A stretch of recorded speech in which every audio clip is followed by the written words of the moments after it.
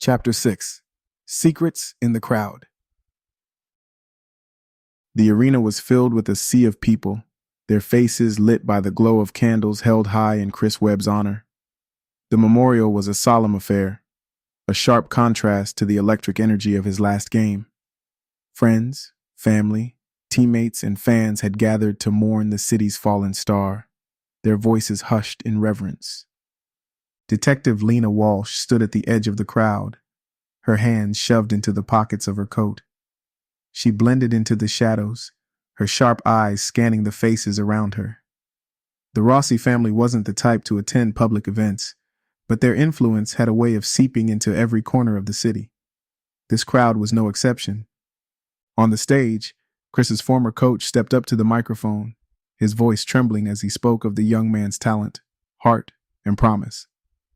Chris was more than a player, he said. He was a light in this community, and while his light may be gone, it will never be forgotten. The crowd erupted into applause, but Lena's focus wasn't on the stage. She was watching the people, the fans who held signs with Chris's face, the teammates who exchanged subtle glances, and Marcus Dalton, standing near the back, his hood pulled low, his hands shoved deep into his pockets.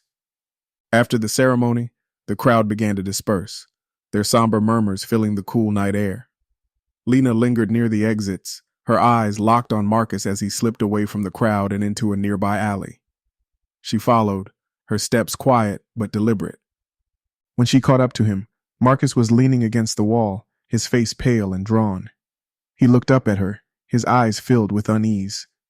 "We need to talk," Lena said. Marcus gave a humorless laugh. "That's all we ever do, isn't it?" "Something's off," Lena said, ignoring his tone. "The Rossi family's been too quiet since the raid. That's not like them." Marcus nodded, glancing down the alley, as if expecting someone to appear. "They're watching me, Lena. I can feel it. Every time I turn around, there's someone there." "Then why come here?" she asked. "Because I have something," Marcus said, pulling a small flash drive from his pocket. He handed it to her, his hand shaking. "This has everything I could scrape together. Bank transfers, shell companies, payment logs, all tied to the Rossi's legitimate fronts."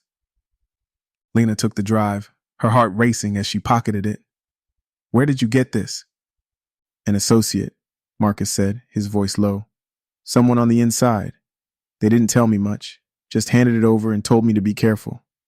Lena narrowed her eyes. "And you trust them?" Marcus shrugged. "Do I have a choice?" The flash drive was a gold mine.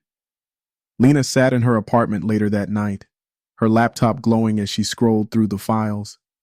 The documents detailed a sprawling network of businesses, charitable foundations, real estate investments, high-end clubs, all fronts for laundering money, funneling bribes, and maintaining the Rossi family's empire. But one file caught her attention. It listed payments made to a series of anonymous accounts, each one linked to someone within the city's institutions. Police officers, council members, even a judge. Lena's stomach turned as she recognized one of the accounts. It was tied to someone in her own department. The mole. Lena closed the laptop and leaned back in her chair, her mind racing. The pieces were starting to fit together, but the picture they formed was darker than she'd anticipated. If the Rossi family had a leak in the precinct, every move she made was already compromised. Her phone buzzed on the table, snapping her out of her thoughts. It was a message from Marcus. "We're exposed. Someone's been asking questions about me." She grabbed her jacket and headed for the door, her pulse pounding. The noose was tightening around Marcus, and she wasn't sure how much longer he could hold on. When Lena arrived at their agreed meeting spot, a derelict parking lot near the outskirts of the city, Marcus was already there, pacing. He looked up as she approached, his face pale in the dim light. "They know," he said, his voice shaking. "I don't know how, but they know." "Calm down," Lena said, though her own nerves were frayed. "What happened?" "Vin," Marcus said. "He's been tailing me. He showed up at the diner yesterday, made some comment about loyalty. I didn't think much of it, but now Lena frowned. They're testing you. Marcus nodded, his hands trembling. And if I fail? They won't give you the chance, Lena said grimly. She reached into her pocket and handed him a second burner phone. You need to go dark for a while. Use this for emergencies only. Marcus stared at the phone, his fear etched into every line of his face. How long do I have? I don't know, Lena admitted, but if they've caught wind of what you're doing, it's only a matter of time.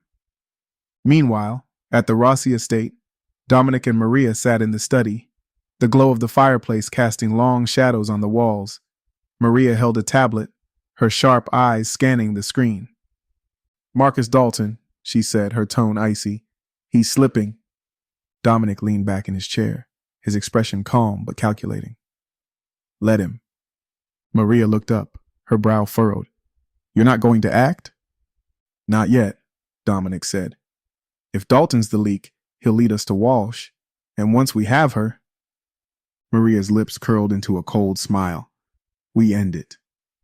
Dominic raised his glass, the amber liquid catching the firelight.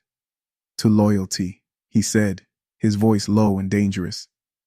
And the cost of betrayal. Back at the parking lot, Lena watched as Marcus disappeared into the shadows, his figure swallowed by the night. She clenched her fists, her mind racing. The Rossi family was closing in, and every step she took felt like it brought them closer to the edge. As she turned to leave, her phone buzzed again. Another message, this one from an unknown number. You're next. Lena stared at the screen, her pulse steady but her resolve firm. The stakes had never been higher, but she wasn't about to back down. Not now, not ever.